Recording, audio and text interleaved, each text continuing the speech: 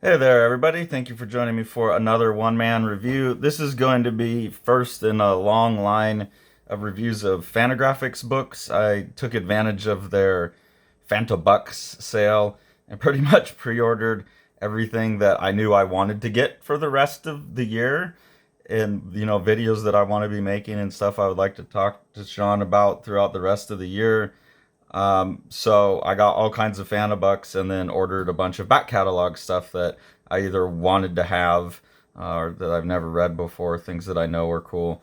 So I'm going to be reviewing as many of those as possible. First up is Uptight by Jordan Crane.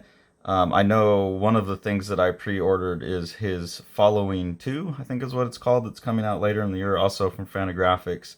That looks very good, and this book has me more excited about it. I'm pretty sure I've seen Jordan Crane stuff elsewhere. It looks familiar. Really good cartoonist. This seems to be like just a collection of short stories. This first one, Keeping Two, is really interesting to me because I didn't quite understand what was going on, but it was in a compelling way. The back of the book, I really like this lettering, and there's kind of a metallic look to it. The back of the book, which has a real nice design, is talking about the fourth dimension. It's got this tesseract on it and everything. So I think there's a back and forth between time, obviously, between the solid panels and the panels without borders. Uh, and it's a story of, like, I believe, a dead loved one that goes back and forth in time. It's got some really beautiful moments of cartooning in it. This panel, especially, I really liked where he gets hit on the head. And again, it's like the human tesseract uh, thing.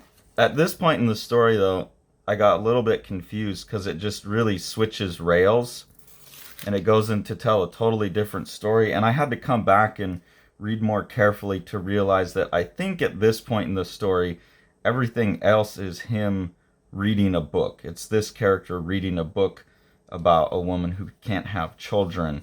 And they're both dealing with loss, and they both have like these little ghost images that they interact with. But it took me a second to glom onto that fact, which made it more interesting. Like, and I feel like I'm going to come back and read this one three more times or so and piece together the parts. It seems a bit fractured and scattered around, and so I think there's more thematic richness that I just wasn't catching on a first quick read. As you go into the second half of the story, which I think is fiction, again, you get just some really awesome drawing, some really awesome cartooning, like this character just blowing people up in a video game and then waking up and the like, oh shit, wake up with the slobber all over the mouth of the desk. I just thought was a really great drawing. So that's really cool. Then some more powerful, like, formal imagery, I think, is the character and his wife who can't get pregnant having conversations at dinner, and she's presenting herself totally normal, and but on the inside is planning how many different ways she could kill herself. And I think that's a really, really powerful bit of cartooning, that people can be dealing with things internally but showing a face outside that people would think they're getting along fine. And so I think these sequences are just, they have a lot of gut punch to them. It's really good formalisms and really good cartooning again. Then there's a very short story here, which again has like this cyclical time loop.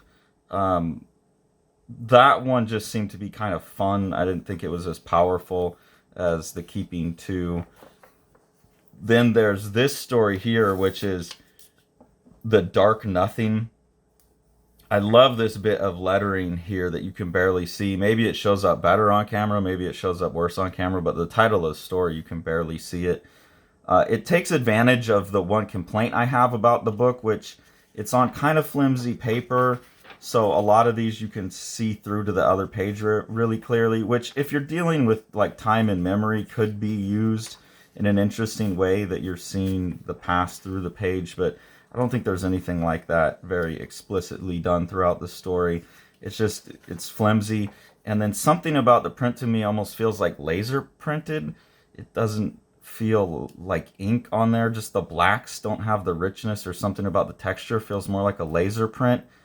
So in some of the stories, I didn't like that look as I was reading it, but in this story, I think it really contributes to some of these effects of maybe if it would have been printed on better paper, those contrasts would have been a little ramped up, and you would have seen the difference between some of the colors better.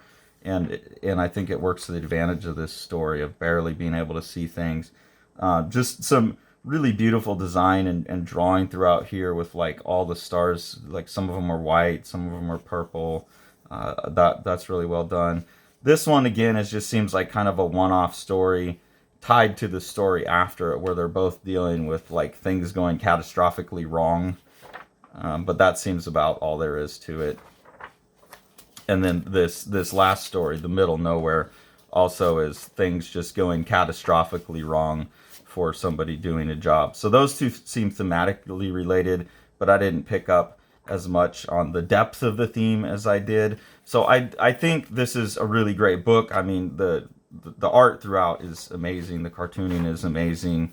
But to me, this first story, Keeping Two, is the one that has the real thematically rich, emotionally rich, formally rich elements in it. So that I would say is my favorite story.